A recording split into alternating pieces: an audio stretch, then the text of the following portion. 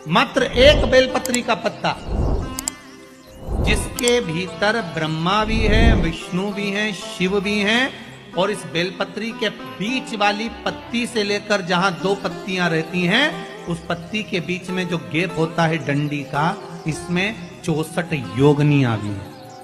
64 योगनियां देवियां भी इसके अंतर्गत विराजमान है। और उस डंडी के नीचे जहां दो पत्ती है, इस दो पत्ती के नीचे की जो लंबी डंडी रह जाती है, इसमें 33 कोटि देवताओं का भाग है।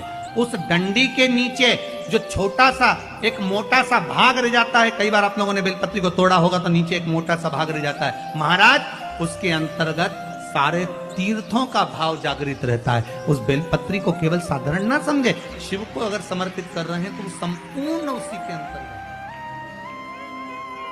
संपूर्ण।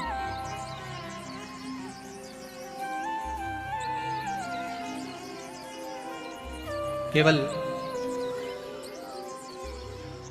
आप लोगों ने बेलपत्र अगर कभी शिव जी पे चढ़ी हुई, हम तो कई बार निवेदन करते हैं कि आप उसका सेवन हफ्ते में एक बार, जिसको भी शुगर हो, बीपी हो, थायराइड हो, हफ्ते में एक बार शंकर जी पे चढ़ी हुई बेलपत्र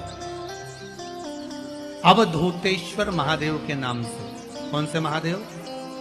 अवधूतेश्वर महादेव के नाम से खाना प्रारंभ कर देना चाहिए, हफ्ते में एक बार। और जिसके भी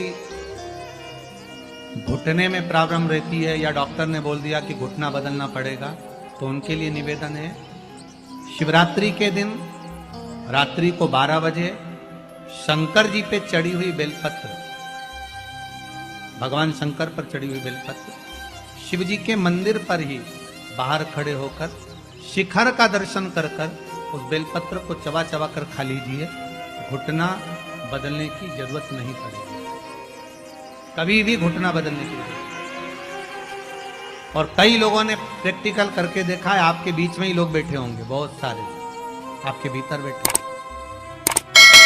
भगवान भूत भावन भूतेश्वर मेरा शंकर, मेरा कैलाशी, मेरा अविनाशी, मेरा शिव है, इस मृत्यु लोक का।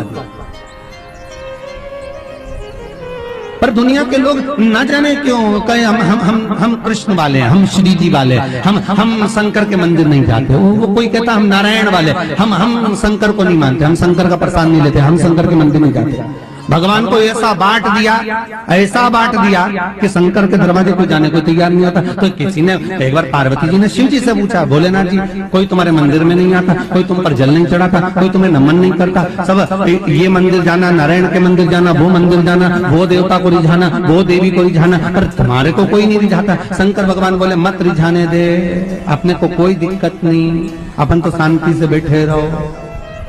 मेरे ससुर ने मुझे श्राप दिया है, दक्ष प्रजापति ने, ए शंकर मैं तुझे श्राप देता हूँ कि तू शमशान में निवास करेगा। शंकर भगवान बोले उस दिन से मैं बड़ा प्रसन्न हूँ, क्योंकि मैं शमशान में रहता हूँ। आज किसी का भी भजन कर ले, चाहे ये राम कहे, चाहे ये कृष्ण कहे, चाहे देवी कहे, चाहे भक्त कहे, इसकी मर्जी पड़े, जितना देवी देवता पूछता फिरे, पर आखिरी में मरने के बाद तो मेरे पास आएगा ना, तब निपट लूंगा। बस उस दिन का इंतजार है। और जैसे ही मेरे पास आया, ऐसी लकड़ी में जलाऊंगा गीली कि 3 दिन ठंडा नहीं होने दूंगा। जिस पुराण को हम श्रवण करने के लिए बैठे हैं, ये पुराण कोई साधारण सा नहीं, इसको कोई साधारण सा ना समझे। भगवान शिव की जब कृपा होती है, करुणा होती है, दया होती है, तब जाकर कहीं आप भगवान शंकर की अविरल भक्ति और मुक्ति की पथ को निश्चित करने वाली शिव महापुराण की कथा श्रवण कर पाते। भगवान त्रिवरी महादेव, करुणा सागर भगवान शंकर, दया सागर, जिन्होंने आप सबको यहाँ पर आमंत्रित करा, कहीं भोले बाबा की दया और उदारता ही है जो पूरे शहर सीहोर में ऐसा कोई भवन नहीं है जिसमें आप लोग नहीं हैं, ऐसा कोई भवन नहीं जहां आप लोग।